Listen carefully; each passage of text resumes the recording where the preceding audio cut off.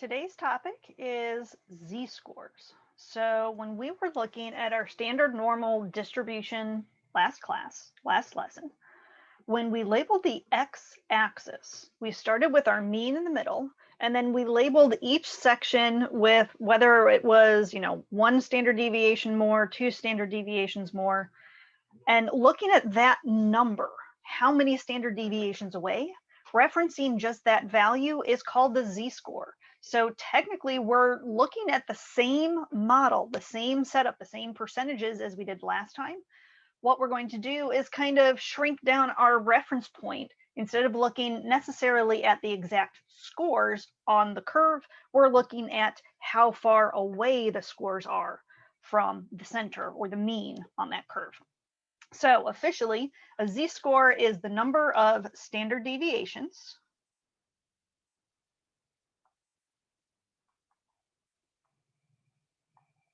a specific data point or a specific value lies away from the mean. So how many sections away from the center of the graph is it?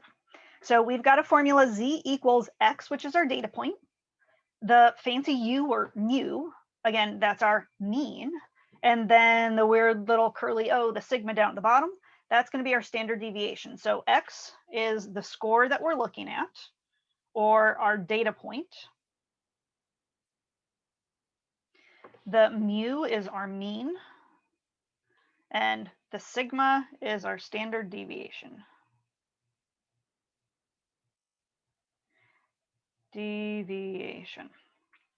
And this formula actually is on the formula sheet that you're going to receive on your final exam.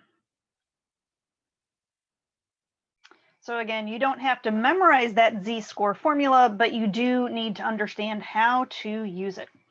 Alrighty, so what do we have when we're going to do? If we come out with a positive z-score, then pretty much all that means is that data point is somewhere above the mean. So it's greater than our mean, in other words, our u. If we're thinking about the arrangement of our graph, it means it's to the right or above. So a negative z-score just means it's going the other way. So it's going to be less than our mean, less than mu. In other words, it's going to be to the left or below. And so when we're calculating our z-scores, always take your answer and round it to the nearest hundredth. So make sure you have 2 decimal places. The reason we're doing that is because when we get to next lesson, we actually have a few different ways that we can work with these z-scores. And one of your options is looking values up on a table, which will always have 2 decimal places for those values to look up.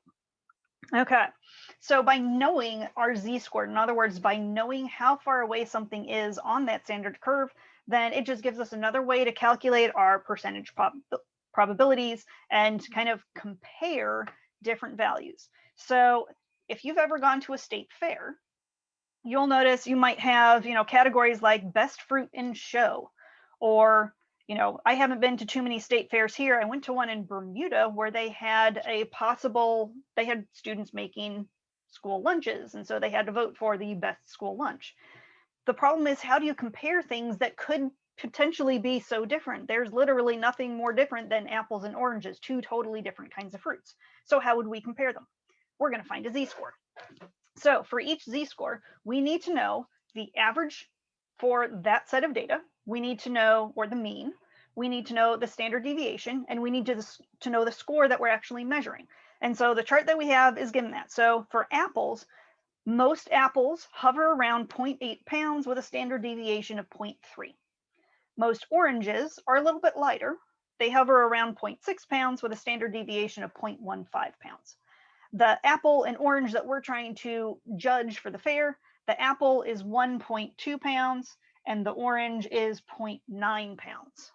So we need a score, we need that z-score to help compare these. So for our apple, if I just plug into the formula that we have above, so our fraction z equals x minus mu divided by standard deviation. Again, formula is on the formula sheet. You just need to recognize when to use it. So our z-score is our mean, excuse me, the data point. So data point for the apple is 1.2. We want to subtract the mean, the average, 0.8. And then we want to divide by the standard deviation for apples, that's 0.3. Plug that in your calculator. Again, make sure to simplify the numerator first, then divide by 0.3. Round your answer to the nearest two places, nearest hundredth, and we should be getting 1.33. That's the z-score. So it's 1.33 spaces to the right of the mean on that standard curve that we talked about yesterday. Okay, now let's look at oranges. Okay, z-score for the orange, singular orange. So z equals the orange that we're trying to rate, so that's 0.9. Subtract the average or the mean, 0.6, and divide the standard deviation, 0.15. So again, take a moment, plug that in your calculator, simplify the numerator first. You should get out 2. So that means the orange is actually 2 spaces above the average for that standard deviation. So that means the orange is further past the mean, it's further greater than the mean. That means it is of a higher percentage possibility, which means the orange won best fruit. So orange wins. Yay! Alrighty, let's look at another example. So our second set of data, we have a data set that has a mean of 10 and a standard deviation of 2. So we're going to look at our z-scores, but specifically let's relate it to what we looked at yesterday to see how this all fits together. So if I label this on my curve, mean 10 goes right in the middle. Standard deviation of 2 means for each space up, I add 2, so 12, 14, 16. Each space down, I subtract 2, so 8, 6, 4. And we can think of our percentages that are in between those. But really, all we care about is how far away each one is from that center value, that mean of 10. So why would a data value of 12 have a z-score of 1? Well, looking where 12 is on the x-axis, it's just one space above. So one space above the mean, or mu. And so vice versa, why would the data value of 8 have a z-score of -1? Well, it's one space to the left. One space, or technically one standard deviation left of mu. So let's actually rewrite 8 and match that up too. So one space standard deviation right of mu. That's all a z-score is how far up or how far down you are from the mean. That's it. So what is the z-score for a data value of 6? Well, how many spaces away?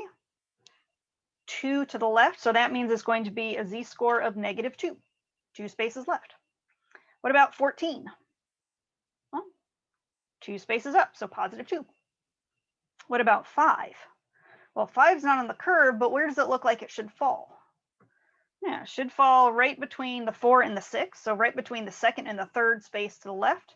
So that one should have a z-score of -2.5 approximately. So actually, I'm going to write that in approximately.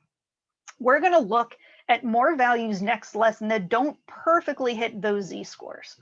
So, keep that in the back of your brain. We will keep looking at this again next class. And then what about 20? Well, wait a second. 20 isn't on the graph, but could I figure out where it is?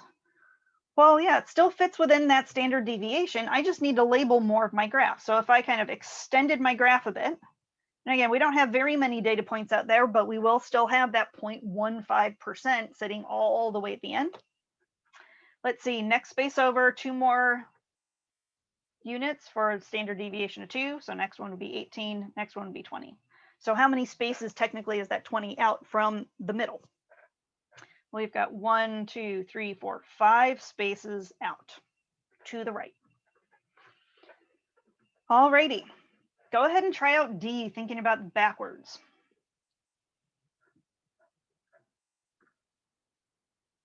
Let's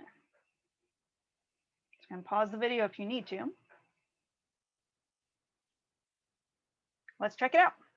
So z-score of -3, well, what's 3 spaces to the left? Well, that's 4. -2, what's 2 spaces to the left of the 10? Well, that's 6. Okay, how about 0? Wait a second, 0? That means we're not moving right or left, we're just staying right in the middle, so that's just the mean of our data, which was 10. And then what about 4? Well, luckily we drew some extra spaces over to the right. And so let's see here, we have 1, 2, 3, 4 spaces out would give us 18. All righty. So if we're given this z-score formula, we can use it for other things, not just solving for a z-score. So what if they just don't give us one of the other pieces of information in the formula? And then we can attack that. So our next example, number 3 on page 2, a data point is 2.4 standard deviations below the mean. If the mean is 14 and the standard deviation is 1.4, find that data point that we're talking about. So this 2.4 standard deviations below the mean, that's our z-score. So if we're going below the mean, is it going to be positive or negative? So that's going to be negative. So that is z equals -2.4. They gave us our mean, that's the mu. They gave us the standard deviation, that's the sigma. All we do is plug in what we know and solve for what we don't. So if z equals data point minus average divided by standard deviation, again, plug in what we know. We know our z-score. We don't know the data point. We do know the average, that's 14, and we do know the standard deviation, that's 1.4. So to solve out for the x, what would we need to do? Multiply both sides by the denominator, so multiply by 1.4. Actually, let's write it like that. Simplifies out our fraction, and then we are left with 1.4 times -2.4, which will give us a -1.68 equals x minus 14. So if we just add 14 to both sides, that yields that x is equal to 12.32. So that is the data point that has a z-score of -2.4. Alrighty, example 4. The data from a world history exam has a mean of 75 with a standard deviation of 4. Find the z-score, so we're just straight out plugging into the formula. And so again, this is going to tell us how far away from the mean is. So technically, you know, how similar or dissimilar and where we are compared to the average score for that class. Alrighty, grade of 78. Well, let's see, 78 minus our average, 75, divided by standard deviation. Simplify out on your calculator. All right, we should be getting 0.75. So actually, a z-score of 0.75, is it going to sit right on one of our nice divisions on our standard normal curve? Yeah, not so much. So again, we're going to explore a little bit more what that means next class. So keep that in the back of your brain. What about a 60? So again, plugging in, all we do is switch out that first number. However, when we do this one, we're going to get a negative value when we simplify in that numerator. So 60 minus 75 will have a -15 divided by 4. And that simplifies out to -3.25. So unfortunately, 60 is a pretty low score with this grouping. Grade of 100, well, yay, perfect score, awesome, if they're looking at percentages. And so z-score of the 100 minus 75. My brain's already jumping ahead to what the difference is. So numerator would be 25 divided by 4. That gives us a z-score of 6.25. So the 100 is way up top all the way at the end. Not many people scored a 100 in this grouping. All right, and here's where standard normal deviations and analysis like this can really come into play when people are looking at scores for ACTs and SATs from college. And again, now college applications don't totally rely on an ACT or SAT score. They're just one of several measures. And in fact, a lot of schools, you don't even need to take a standardized test anymore, especially if we have all these SOLs that people are taking in college, in high school. Okay, so Chase took the ACT, got a score of 25 with a mean of 21, standard deviation of 5.3. So measuring just Chase's score first. His Z-score, again, his score minus the mean, divide by standard deviation. So first off, I can see his score is above the mean, so we're going to have something that's a positive Z-score on this answer. Simplify that out. You'll have a 4 in the numerator, divide by 5.3. You should get out 0.75. So 0.75, he's not quite one standard deviation above the mean, but he got higher than average. Okay, Madison, however, took the SAT. So for Madison, looking at her Z-score, her SAT scored on a totally different scale, got a 650, where the mean on that test was a 515, standard deviation of 116 points. So again, subtract your numerator, then divide. So for Madison's score, she got 1.16. So comparing your Z-scores, who relatively had the better score on their test? Well, Madison had the higher Z-score, so Madison got it.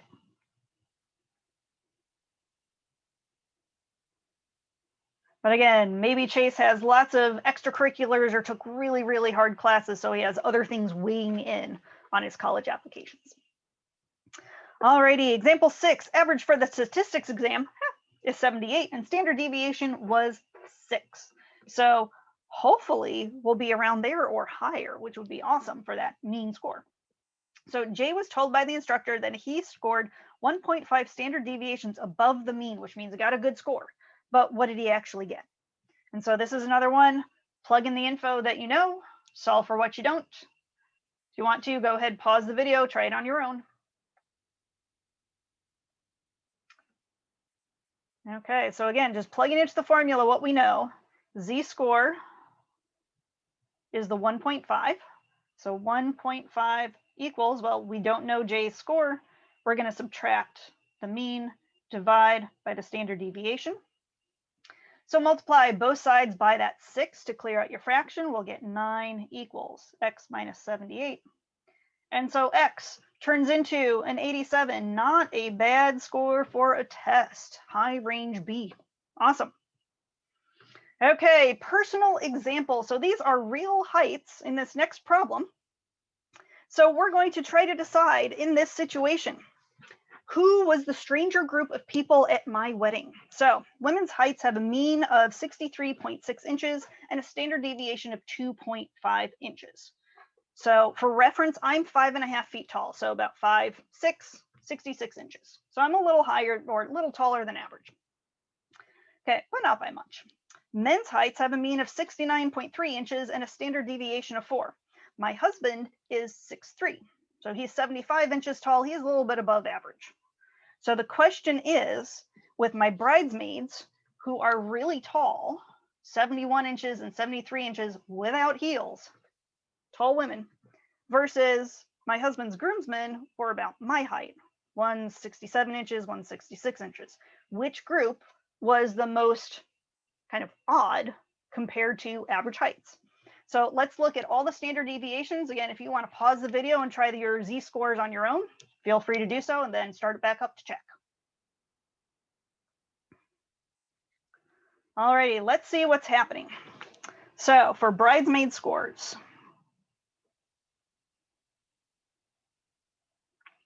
here we go. So I have one that was 71 inches. So my bridesmaid Blair was 71 or is 71 inches tall. So 71 minus 63.6 divided by 2.5. Alrighty, so we simplify out, subtract the numerator, divide by 2.5, and we get 2.96. So that's how many spaces above the mean was her height. Okay, my maid of honor is 6'1", without heels. So again, plugging that into our formula, simplify out the numerator. Her z-score for height is 3.76. She's way off the top of the scale. So now let's look at the groomsmen. So groomsmen. So we had Casey and Brian. Okay, so for the one who's 67 inches tall, so 67 minus our men's height, 69.3, deviation of 4. And I need to calculate this one out new because this is actually updated data that I'm using. So 69.3 divided by 4. So negative 0.575 for the first z-score. And again, next one is 66 inches tall. So that means that score is going to be even lower because slightly lower height. So 66 minus 69.3, divide that by 4, and we're getting negative 0.825. So which scores were further away from 0? Bridesmaids. So the bridesmaids have it. We had Amazon women on our wedding, but that's okay because everybody is unique. Alrighty, as always, let me know if you have any questions or concerns. And if not, start in on your practice. See you later.